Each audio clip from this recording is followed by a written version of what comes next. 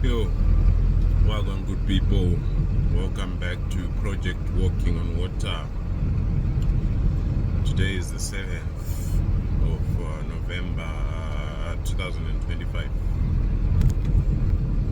and it's a Friday. Thank God it's Friday. Today, I just want to go back to the topic I've been addressing for the past few days. Like I keep saying, every time I record my videos, I'm not limited to specific topics. I will discuss everything and anything that I feel I can share my 2 cents on. Yeah. But for the past few days, I've been discussing this diaspora to Zimbabwe thing, moving back to Zimbabwe, relocating back to Zimbabwe or to Africa or to wherever home may be, for those who are in the diaspora who feel the need to want to go back to their roots. Today I just want to talk about expectations. Yeah, expectations. I know in my previous video I said a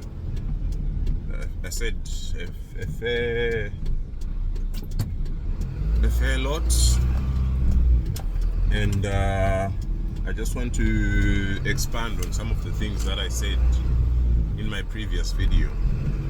Yeah,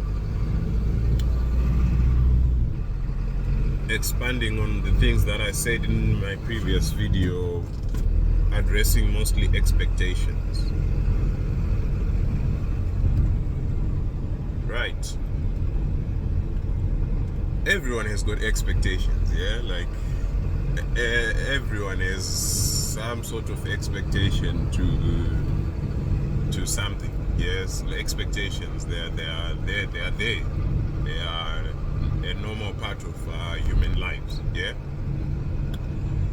And in my previous video, I mentioned an issue that we face as Zimbabweans, and in this video, I want to be addressing both Zimbabweans in the diaspora and those Zimbabweans who are in Zimbabwe and never left Zimbabwe, yeah? I want to sort of connect the two. I want to be the intermediator who connects the two. Yeah. I talked about mentality and mindset of Zimbabweans in general. This is in regards to all Zimbabweans, those in the diaspora and those who never left Zimbabwe. The mentality and attitude, yeah, life is competition, or like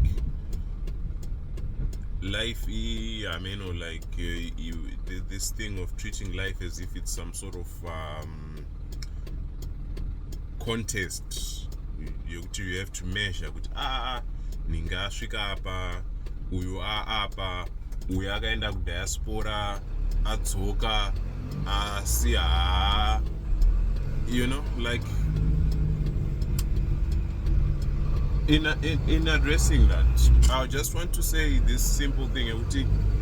Let's not treat life as if it's some sort of competition or like some sort of contest. We're not competing, we're not contending for anything. At the end of the day, everyone just wants to live their life. Everyone just wants to be happy. Everyone just wants peace. Yeah, that's it. Like, everyone just wants peace and happiness. And this thing of measuring life, of comparing lives, and like measure uyu asvika pakati, hey, say, that's not going to bring you any peace or any sort of happiness. And the wise man used to say, money ain't life, so take it easy. Money ain't life, yeah? like I said before, I'm going to be talking a lot about money. You know, I'm going to be talking a lot about money in most of my videos. I don't think there's ever going to be a video that I'm ever going to record and finish recording it without talking about money, because money is at the core of our existence as human lives in the 21st century. It has been at the core of human existence for a very, very long time. To those who are familiar with history, money has been at the core of human lives ever since we left the bush from hunting and gathering. Yeah, and money has taken so many forms, but it has been at the core of human existence. Money almost governs human existence. That's why you hear phrases like money makes the world go round and all these sort of things, because money is such a fundamental thing in our existence as human beings, as we are existing on this earth. Yeah, but money ain't life. And this same wise man used to say, money is numbers. Numbers are endless. And if it takes money to make you happy, you are never going to find happiness, because numbers are endless. Yeah. If it is money that it takes for you to be happy, you are never going to find happiness. And anyway, I really want to emphasize this point. Let's not treat life as if it's some sort of comparison contest, or and going back to expectations. You as a moon, as an individual, why should you expect someone else to come and save you? Huh? Why is that? Whenever we see kuti munhu aenda kudiaspora, for instance, instantly you are expecting that person to save you, be it your brother, be it your sister, be it your sibling, be it whoever. Like, no matter how close you are, just because this person has left and gone to the diaspora does not necessarily mean they have to save you. They have no obligation to save you. And that's a narrative that we get rid of as Zimbabweans. We just think just because someone has left and gone to the diaspora, they have to. It's not an obligation. I'm not obligated to save you. Yeah? I'm not obligated to be your savior. And this is Jesus again. And this is Jesus. People in the diaspora, they're not Jesus. They're not obligated to save you.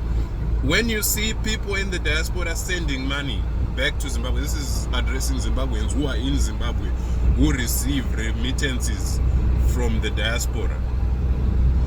And this is a very interesting statistic.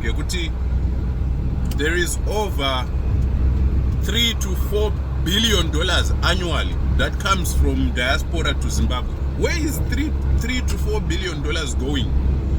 For $3 to $4 billion, we should see some changes. Yeah, we should see some changes in the general livelihood of Zimbabweans. Which people in the diaspora have remitted this much amount of money to Zimbabwe, but then things sort of remain the same, and you still expect more remittances annually. Because this is annually, I'm saying annually, every year.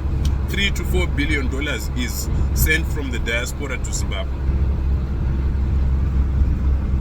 Is this money just simply going to people's sustenance? So you expect people in the diaspora to keep on providing for your own sustenance, while they have to provide for their own sustenance while in the diaspora there? Because when you see people in the diaspora sending money, it's not like we have so much of it. And anyone in the diaspora will tell you this. Kungoti chete sevanhu maZimbabweans, especially sevanhu zvinhu zvekuti pamwe pachona hatikwanise kuzvitaura, tinenge tine kakutya here kana tikakuzeza kuti ndingabva ndaudza munhu mashoko akadare. Inini I don't care. I will say these things because they are facts. Yeah, I don't care. I don't care how you take it. I don't care how you feel about it because it's a fact. It's the truth. If the truth makes you uncomfortable, don't blame the truth. Blame the lie that made you comfortable. Yeah? The truth is, when people send you money from the diaspora, it's not because they have so much of it. It's because they care. It's because they care about you. It's because they have you in their hearts and in their minds. I'm pretty sure anyone in the diaspora will agree with me on this one.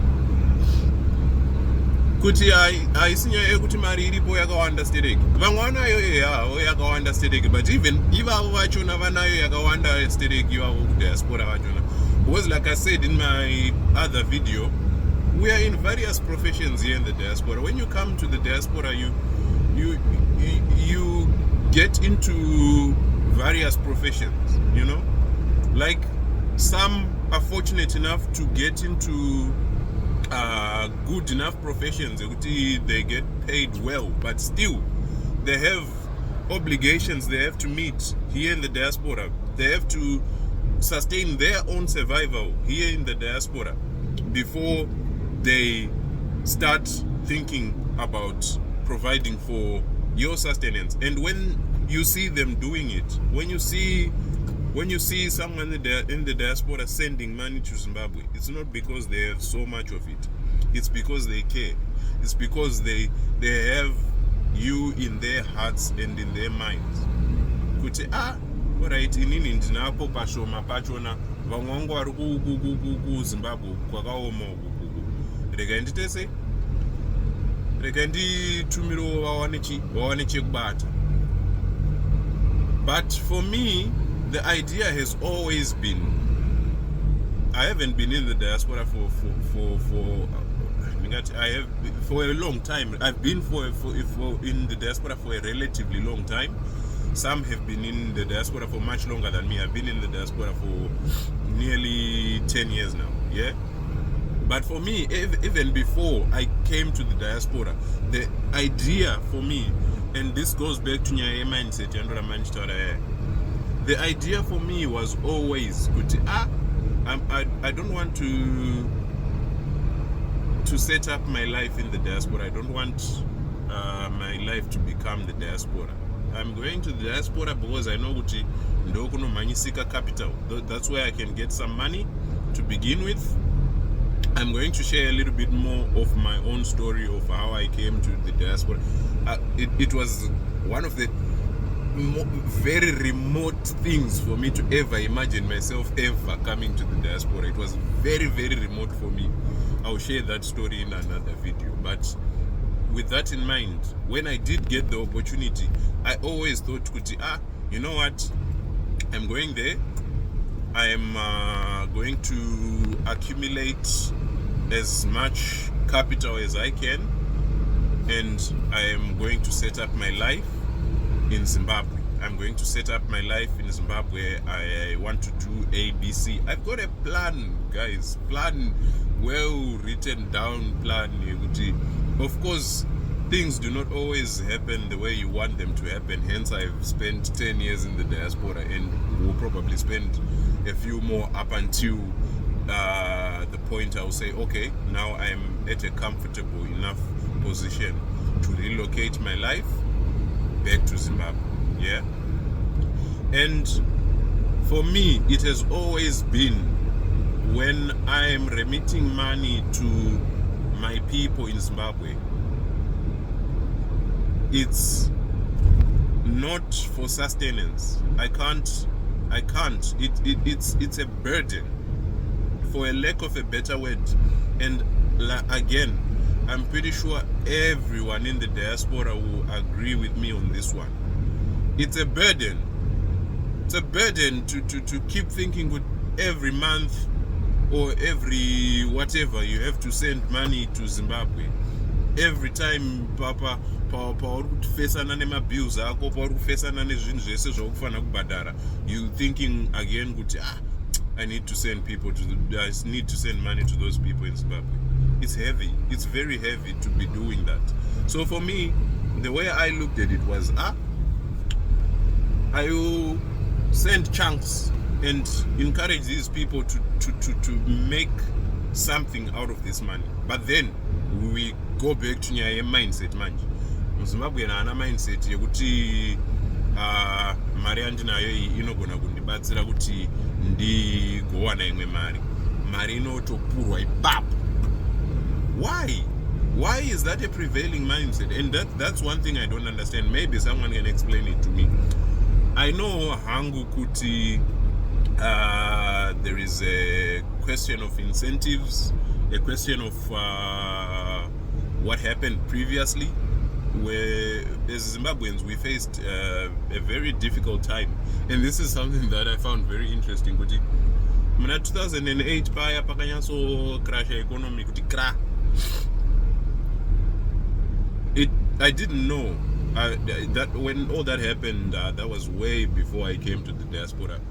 I did not have the knowledge yekuti in 2007, 2008, it was a global financial crisis. This happened the world over.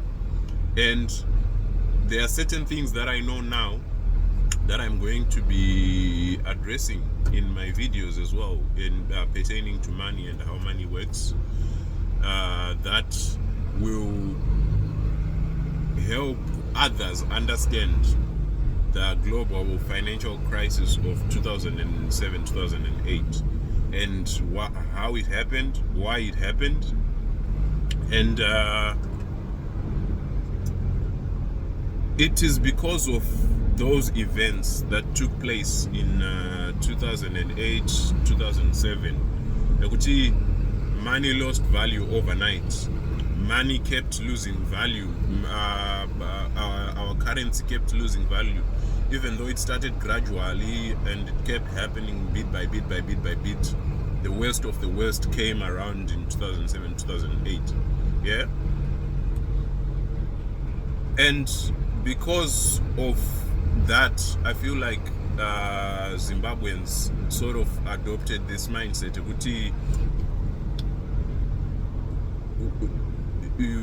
There is no need to save. There is no need to look out for tomorrow. There's no need to think about tomorrow. Let's just focus on Janas. Because things were tough. And this is something that I do understand. When things are tough, you are struggling just to get one meal a day. And this is something that I lived through.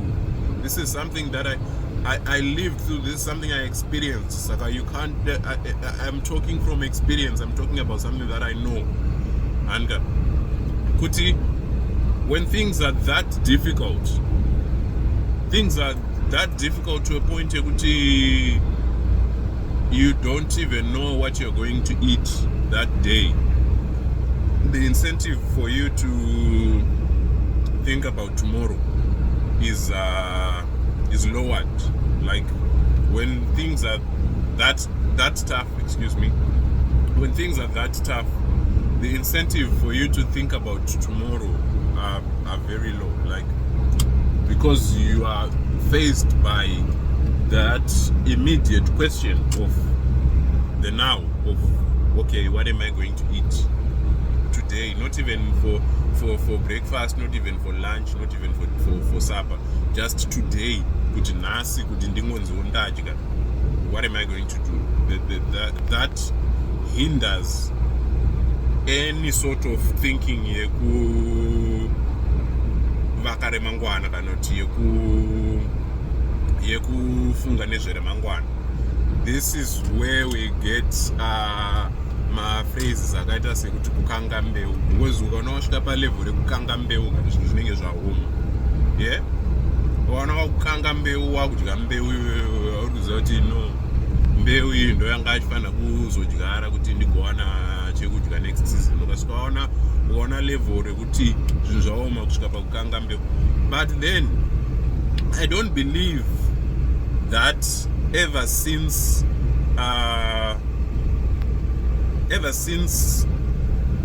after 2008, ever since we started using these American dollars, I do know that my American dollars they are not as easy to come by and all that, but I don't believe that ever since then things are so tough for everyone. I know that they are for some people, but not for everyone, not especially not for those receiving remittances from the diaspora.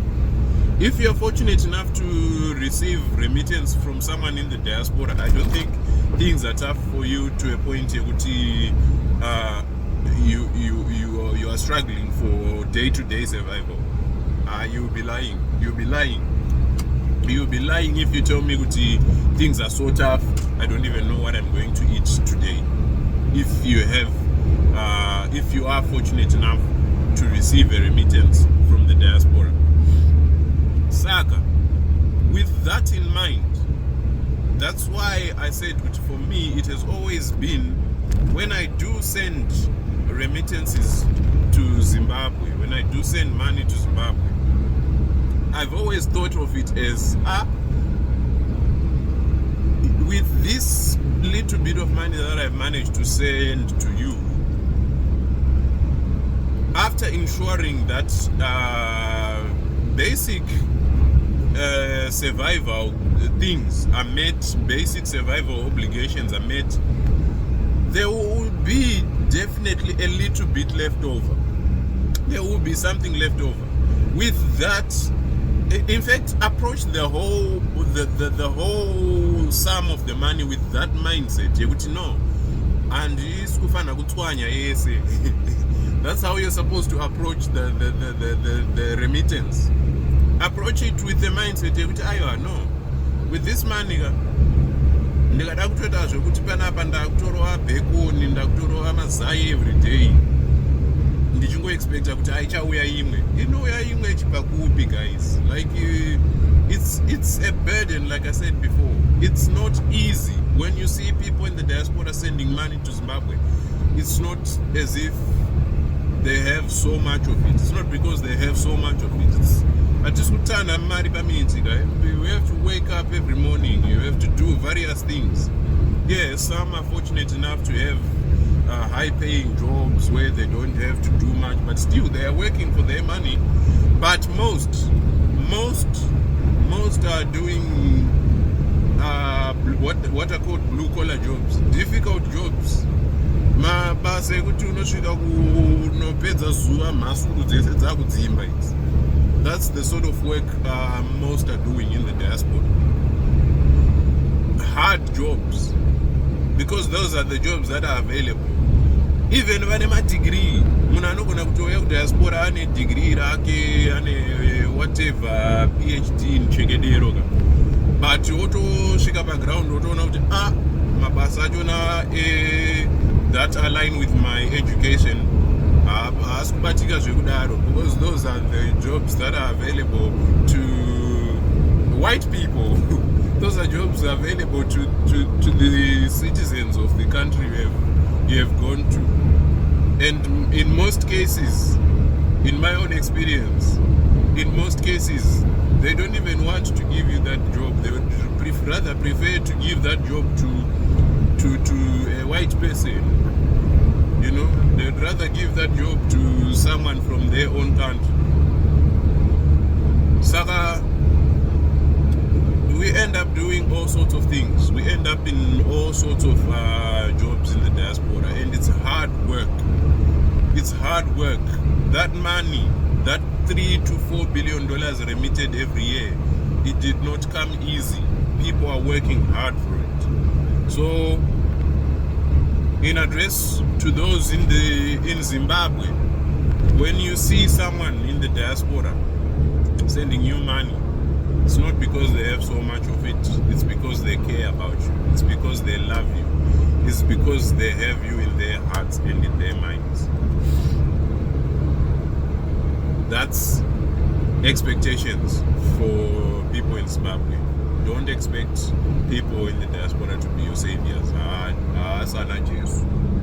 Akunana Jesu mponesi ku diaspora ba. And then expectations for people in the diaspora from people in Zimbabwe. When you come to the diaspora, when you travel, what's that saying? Chitra chiri murutsoka. Chitra chiri murutsoka, right? When you travel, you get a different perspective. You get a different sort of mindset. Like your eyes are open to difference. You know. You get to know other things that you may have not known before. Yeah. So, like I was saying before, that incentive to think about the future, in as much as Zimbabweans are background, they really need to change that mindset. Ramangwana avarongeri vanongofunga nezveipapo immediate gratification. In as much as they have to change, isusu in the diaspora, we have to lower our expectations when it comes to the people who are in Zimbabwe, especially when it comes to that money we want invested. The money that you are sending for the sustenance, if it's what you are doing and you are saying, it's okay, don't worry about what they do with that. That's money for their sustenance or whatever. But especially for us who want to move back to Zimbabwe, that money we want to invest, that money we want to put into our future life in Zimbabwe. Do not have a lot of expectations on the Zimbabweans on the ground, be it your brother, be it your sister, be it your closest relative, be it your whoever. Do not have my expectations that they are going to allocate and manage your funds as sufficiently as you want them to. Lower your expectations. And this brings me back to a point that I mentioned before about cooperating and coordinating. We do not want to work together. I said, and I know this for a fact, Kuti, there are multiple people, many people in the diaspora who really want to go back to Zimbabwe. And there are many who have already done the shift or are in the process of doing so. What I'm trying to get at here is, because mindset is not something that can be changed overnight, you are going in there with the mindset of building. You are going in there with the mindset of future gratification. You are going there in the mindset with the mindset of growth, which is not a prevailing mindset among the average Zimbabwean who is on Zimbabwean soil and has never left Zimbabwean soil. Yeah. So when you are sending them money, they are not going to treat it the same way you want it to be treated, even if you give instruction. Why? Because their mindset is still stuck in the immediate gratification sort of mindset. Saka, you either find, and this is something that I have experienced personally, you either find Kuti, you will get there to nothing, and many have experienced this, and the toll that takes on you mentally, emotionally, that's a very high toll. It's a very high toll when you are sending money and you want it to be invested in the future, and then you get there, especially when it comes to building, buying land and all these sorts of things. many people, I included, have experienced this. Kuti unoita time uchitumira mari uchiti iyi ngaite chakati. Many have gone there to find nothing. Svika pasina and again nenyaya yekuti I don't know kuti is it kuti tinenge tine kakungozeza here kana kuti what is it kuti in most cases hatizombonyanyozvibvunza, and even ukada kuzvibvunza mari inenge yakadyiwa, mari inenge yakaenda to gratification, to immediate gratification. It cannot be recovered, it's gone. And iwo akutanga kufunga kuti inini ndatofunga kuti ndapa step 2 izvo ndadzokera kuzero. So yeah, when it comes to those in the diaspora who are wanting to move back, I would strongly suggest coordination and cooperation amongst ourselves. Why do I say that? Because when you're in the diaspora, that mindset shifts, like I'm saying. So cooperation and coordination amongst other people who are in the diaspora or who have been in the diaspora and moved back to Zimbabwe and started, try to work with those people. Try to work with your other diasporians, even regardless of whether they are still in the diaspora or they are there. Because obviously we cannot run away from the simple fact kuti zvinhu zvifambe panofanira kunge paine munhu ari reliable background, panofanira kunge paine munhu ari reliable, ari trustworthy, and all this sort of thing anofanira kunge ari background.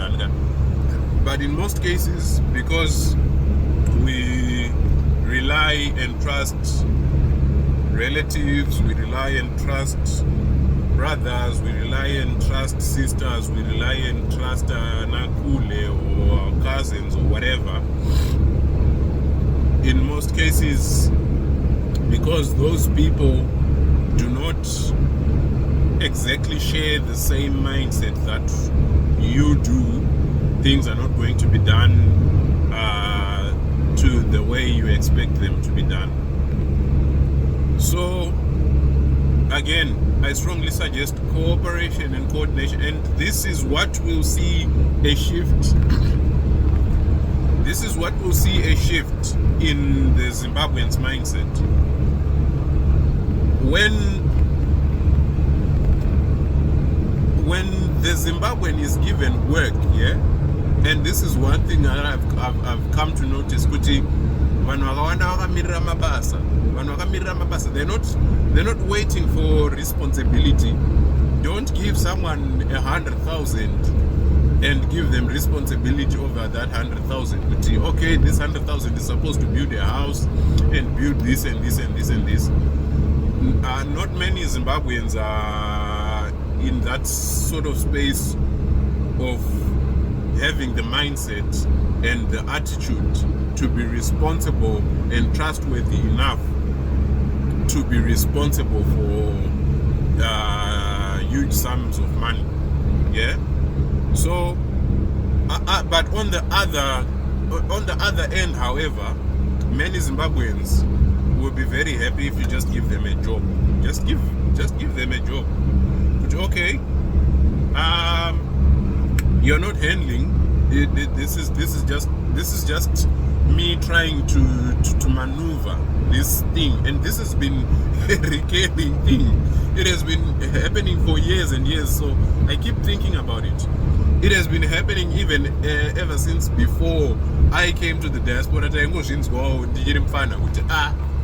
Koningu uya weku UK aitumira hanzvadzi yake mari kuti atenge stendi avake imba. Munhu achitumirwa mapictures epa next door, munhu achitumirwa mapictures eimwe imba random house zvake, munhu asina kana chaakatenga, kana kuti munhu anenge akaita the bare minimum, anenge atomboita the bare minimum anenge atori nani pana anoita nothing at all. This has been recurring.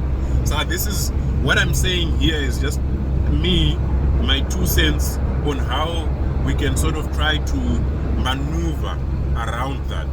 since the dream is to move back to Zimbabwe, since the dream is to build our country, yeah. And I'll say this now, I'm open to other ideas as well as to how we can maneuver around this thing. You are sending money into a pit. Mari not even Mugumba, because Mugumba no. You are throwing money down the drain. Mari auroti kure wewe, Mari auroti vakere mangwana. Down the toilet, down the drain. No sweetie. So I'm open to other people sharing how they think we can maneuver around this. But like for me, this is how I see it. Let's cooperate and coordinate amongst ourselves. How? Some of us are able to travel to Zimbabwe on a regular basis. And if we do cooperate and coordinate amongst, amongst the people, and I'm not saying that all the people in the diaspora are trustworthy as well, because you might still experience the same thing with someone in the diaspora, but at the same time, you can see for yourself, no, this person has got an open mindset. This person has got a good mindset, and they would not, want to cheat me out of my, because it's for mutual gain. It's for mutual gain. When you cooperate, when you coordinate, it's not for, unlike the each man for himself thing that I was talking about the other day, it's not for personal gain. When you cooperate and coordinate, it's for mutual gain. Mutual gain, those in the healthcare sector, I like keep mentioning the healthcare sector because I would really like to see being developed as Zimbabwe. I would really like our healthcare to be developed, because you find for many people in the diaspora, that is one thing that sort of scares them back. Healthcare system in Zimbabwe, God forbid, But anyway, like something in the healthcare sector, for example, this is just an example. Alright, healthcare sector, coordinator. Doctors, I know Zimbabweans are in diaspora, there are several who are doctors in various countries. I know Manes muri obone hafu diaspora. I know Makeras muri obone hafu diaspora. Coordinate, cooperate, put your resources together. More allocatana pakati penyu kuti okay, maybe you swap in intervals. Kuti this year mingi chimboenda pa ground. Recruit people in Zimbabwe. Proper recruitment process, the same way you are recruited in the diaspora. Recruit people in Zimbabwe. Employ people in Zimbabwe to same thing goes for any sort of industry. Construction, agriculture, everything, cooperate, coordinate. And the other thing as well is when cooperation and coordination is just done as like a general thing, not even looking at specific, because when healthcare, you start at healthcare, you cooperate and coordinate.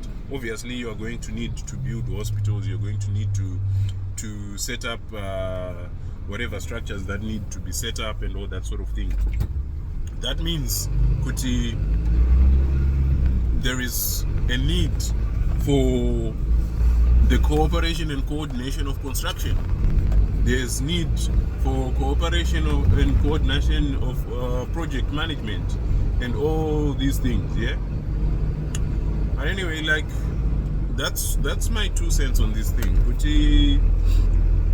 If you go about it yourself, each man for himself, and trust trust relatives, trust, and this is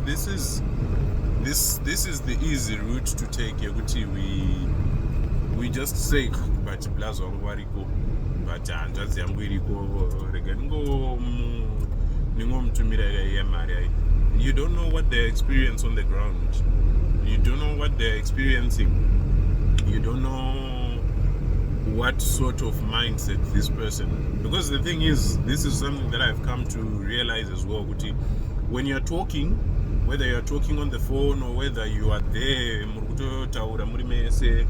when you're talking, it's and you feel as if you're on the same page. But after funds have been sent and all this sort of thing, you find you were probably on the same page but in different routes. Yeah. I'm gonna cut it here for today. I think this is going to be ongoing for a while, this topic of the move to the diaspora, because I've become so passionate about it. I've seen others posting this sort of content on social media. I watch as well so I can learn from them, and I really hope that one day we'll build a different and a better Zimbabwe. Until the next one, if you do stumble upon my video, please do like, share and subscribe. Like, share and subscribe if you do happen to stumble upon my video. Thank you very much. Until the next video, peace.